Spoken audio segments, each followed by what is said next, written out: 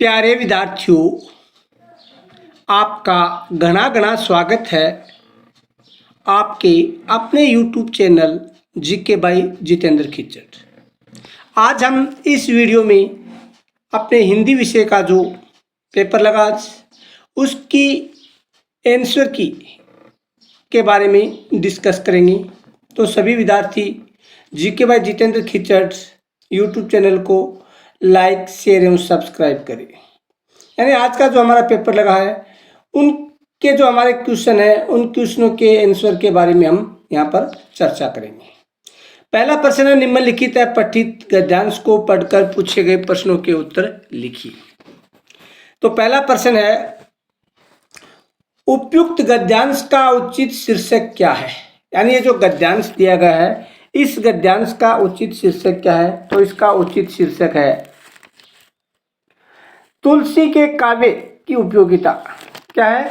तुलसी के काव्य की उपयोगिता। प्रश्न संख्या 2, करोड़ों हिंदी भाषियों के लिए धर्म ग्रंथ, नीति ग्रंथ, काव्य ग्रंथ कौन सा है।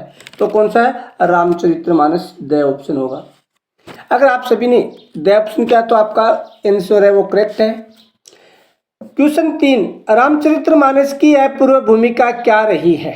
रामचरितमानस की अपूर्व भूमिका क्या रही है? जातीय एकता का भाव उत्पन्न करने में। तो आपका करेक्ट आंसर है 4 नंबर है, गांव में तुलसी और सुर की रचनाओं का पाठ होता है। गांव में तुलसी और सुर की रचनाओं का पाठ होता है, शताब्दियों से होता आया है। तो शताब्दियों से करेक्ट आंसर से। 5 नंबर, भक्ति आंदोलन और तुलसी काव्य का राष्ट्रीय महत्व है। तो भक्ति आंदोलन और तुलसी काव्य का राष्ट्रीय महत्व क्या है? भारतीय जनता की भावात्मक एकता दृढ़ हुई है। यानी भारतीय जनता की जो भावात्मक एकता है वो दृढ़ हुई है। तो हमारा सही उत्तर है। उसके बाद में दूसरा अपठित काव्यांश है, इसको पढ़कर आपको इन प्रश्नों के उत्तर देने हैं। प्रभु जी तुम चंदन हम पानी, जाकी अंग अंग बाम समानी। प्रभु जी तुम घन हम मोरा, जैसे चितवत चंद चकोरा। प्रभु जी तुम दीपक हम बाती, जाकी ज्योति बरे दिन राती। प्रभु जी तुम मोती हम धागा, जैसे सोनही मिलत सुहागा। प्रभु जी तुम स्वामी हम दासा, ऐसी भक्ति करे रेदासा। यानी रेदास जी का काव्यांश है। इनमें रेदास जी के प्रश्न ने प्रभु और अपने बारे में बताया है। तो हमारा प्रश्न संख्या 6 है, उपयुक्त काव्यांश का उचित शीर्षक है। उपयुक्त काव्यांश का उचित शीर्षक है रेदास का समर्पण भाव। 7 नंबर, रेदास जी ने भगवान को चंदन कहकर स्वयं को क्या कहा? पानी कहा। जो पहली पंक्ति बताई ना हुई। बड़े शब्द का अर्थ क्या है? जलती है। सही ऑप्शन। 9 नंबर, उपयुक्त काव्यांश में कवि रेदास ने ईश्वर के किस रूप का वर्णन किया है। ईश्वर के किस रूप का वर्णन किया है। यानी ईश्वर है वो कैसा है? निराकारी है। ईश्वर का कोई रूप नहीं है। 10 नंबर, सोने में सुहागा होना मुहावरे का अर्थ है। यानी किसी विशेष वस्तु से दूसरी वस्तु के मेल से उसमें विशिष्ट गुण का समावेश हो जाना। यानी सही ऑप्शन होगा हमारा। उसके बाद में 11 नंबर, देहाती दुनिया उपन्यास से लिया गया पाठ है। देहाती दुनिया उपन्यास से लिया गया पाठ कौन सा है? माता का अंचल से।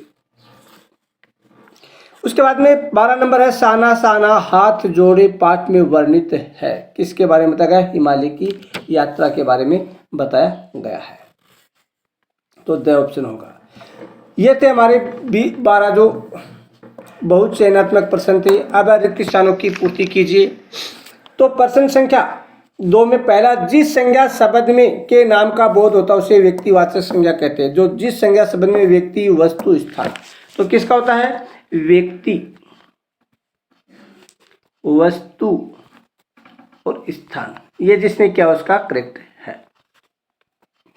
दूसरा, जो सर्वनाम निकटतम अथवा दूरस्थ व्यक्ति या पदार्थ की ओर संकेत करते उसे निश्चयवाचक कहते हैं। यानी निश्चयवाचक सर्वनाम कहते हैं, की ओर संकेत करते हैं। उसके बाद में 3 नंबर, विशेषण प्रकार के होते हैं। विशेषण कितने प्रकार के होते हैं? विशेषण 4 प्रकार के होते हैं। 4 नंबर, ऐसे शब्द जिनके स्वरूप में लिंग, वचन, काल आदि के प्रभाव से कोई नहीं होता, अविकारी शब्द कहलाते हैं। तो कोई विकार नहीं होता है, क्या विकार, कोई विकार नहीं होता है, उसे क्या कहते हैं, अविकारी कहते हैं। उसके बाद में 5 नंबर, संस्कृत में कुल 22 उपसर्ग होते हैं, कितने, 22, जिसका हिंदी में 7 प्रयुक्त होती है। वे प्रत्यय जो धातु अथवा क्रिया के अंत में लगकर नए शब्दों की रचना करते हैं क्या कहलाते हैं, कृदंत, क्या कहलाते हैं, कृदंत प्रत्यय, कृदंत प्रत्यय। उसके बाद में संधि की परिभाषा लिखिए और स्वर संधि के प्रकार बताइए। यानी 2 या 2 से अधिक वर्णों के मेल को क्या कहते हैं, संधि कहते हैं, और स्वर संधि के 5 प्रकार हैं। उसके बाद में क्रमधारय और बहुब्रीहि समास। क्रमधारय में दोनों पद प्रधान होते हैं, जबकि बहुब्रीहि में कोई पद प्रधान नहीं होता है, दोनों पदों से तीसरे पद की उत्पत्ति होती है। उसके बाद तीसरा, आकाश टूटना मुहावरे का अर्थ है मुसीबत आना। अंधा बांटे रेवड़ी फिर अपने को दे, लोकोक्ति का अर्थ क्या है, यानी अवगुणी व्यक्ति के पास ऐसी कोई वस्तु हाथ लग जाना जिसे वो केवल अपने व्यक्तियों में ही बांटते। नेताजी का चश्मा पाठ किसके योगदान को दर्शाता है। उसके बाद मनु भंडारी के पिता बड़ी दुर्बलता क्या थी। ये जो प्रश्न है इनके उत्तर आपको हमारे Telegram channel GK by Jitendra Khichad पर मिलेंगे आपको। आत्मकथा कविता में किसकी अभिव्यक्ति है, माता का आंचल पाठ में किसका चित्रण किया गया है। उसी प्रकार से प्रश्न संख्या 4 से 16 तक प्रत्येक अधिकतम 40 शब्दों में उत्तर देने आपको। उसके बाद में खंड 6, निम्नलिखित पठित गद्यांश की सप्रसंग व्याख्या करनी है। यानी ये जो गद्यांश दिया है इसकी व्याख्या सहित आप सप्रसंग सहित व्याख्या करनी है। उसके बाद में पठित पद्यांश भाग है, उसकी व्याख्या करनी है। उसके बाद 19 से कहानी ये भी थी, पाठ मनु भंडारी के साधारण लड़की से के असाधारण बनने के प्रारंभिक पड़ाव को प्रकट कीजिए। इस प्रकार से आपको। उसके बाद में 21 नंबर है, जीवन में खेलों का महत्व है, वैश्विक महामारी कोरोना, यानी काफी इंपॉर्टेंट था, पहले बताया गया था कि कोरोना से संबंधित है वो आपको निश्चित रूप से देखने को मिलेगा। उसके बाद में 22 नंबर, आप राजकीय उच्च माध्यमिक विद्यालय अर्णव नगर के सुरेश है, आपके विद्यालय के पुस्तकालय में बालोपयोगी पुस्तकें मंगवाने हेतु वर्धानाचार्य को एक प्रार्थना पत्र लिखना है कि उसमें बताना है कि हमारे विद्यालय में बालोपयोगी जो पुस्तकें वो मंगवाए जाए। इसमें अथवा दिया गया, स्वयं को हिम्मत नगर का नरेंद्र मानते हुए अपने छोटे भाई देवेश को स्वास्थ्य सुधार हेतु एक पत्र लिखना है। उसके बाद में 23 नंबर, राजकीय उच्च माध्यमिक विद्यालय नमनपुर के चित्रकला छात्रों द्वारा बनाए गए चित्रों की बिक्री हेतु एक विज्ञापन दीजिए, या नव सृजन संस्था द्वारा बनाई गई मूर्तियों की बिक्री हेतु विज्ञापन दीजिए। हमारा जो पिछला हमने वीडियो डाला था उसमें ये सेम टू सेम पर्सन आपको देखने को मिलेगा। तो इसी के साथ हमारा वीडियो यहीं समाप्त होता है। सभी GK by Jitendra Khichad YouTube channel को ज़्यादा से ज़्यादा लाइक, शेयर एवं सब्सक्राइब करें तथा बेल आइकन को प्रेस करें ताकि हमारा आने वाला वीडियो है वो आपको तुरंत मिल सके। इसके बाद में हम एक ऐसा वीडियो डालेंगे जो आपको आगे की रणनीति यानी कक्षा 10 पास करने के बाद में आपको क्या करना चाहिए उसके बारे में बताया जाएगा। इसी के साथ जय हिंद, जय भारत, जय जय राजस्थान।